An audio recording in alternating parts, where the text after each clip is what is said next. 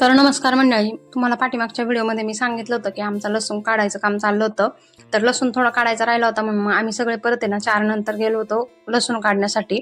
सगळे गेलो होतो, मस्तपैकी लसूण वगैरे काढला आणि तो असा गोण्यांमध्ये भरून घरी घेऊन आलो होतो. संध्याकाळच्या वेळेस ना वेदाचे पप्पा वेदाला गेले होते घेऊन जरा फिरायला, येताना तिला खाऊ देखील आणला होता. नंतर संध्याकाळी ना आम्ही असा लसूण सोडला होता गोण्यांमधून, म्हटलं तो जरा उबून जाईल.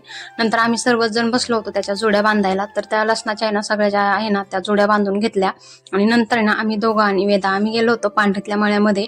आजीबाईंनी आणली होती भाजी आणि नंतर आमच्यासाठी बनवायचं होतं चिकन म्हणून चिकन घेऊन आलो होतो. आणि आज आहे ना आमचं चिकन चुलीवर तर बनवणारच होतो आम्ही, पण आज आम्ही हंडीमध्ये देखील चिकन बनवणार होतो.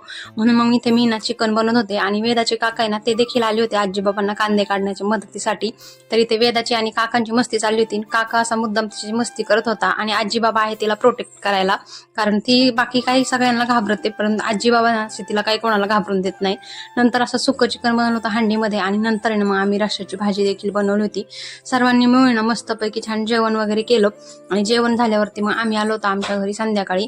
नंतर ना दुसऱ्या दिवशी बघा इथे बाबा ना आमचे झाड कापत होते, कारण आम्हाला तिथे जरा अडचण होत होती. नंतर यांनी दुपारी ज्यूस आणला होता, तो ज्यूस वगैरे घेतला आणि संध्याकाळच्या वेळेस इतकंच गरम होतंय ना म्हणून वट्ट्यांवरती असं पाणी मारलं होतं. म्हटलं चला तेवढाच थोडा थंडावा होईल. नंतर ते सगळं झाल्यावर ना संध्याकाळी जेवणामध्ये ना यांच्यासाठी आज मस्त खीर वगैरे बनवायचा प्रोग्राम होता, म्हणून मग त्यांच्यासाठी ना छान अशी खीर वगैरे बनवली आणि आजीसाठी ना मस्त वांग्याचं भरीत बनवलं होतं. आम्ही छान जेवण वगैरे केली. चला भेटूयात नेक्स्ट व्लॉग मध्ये, तोपर्यंत बाय.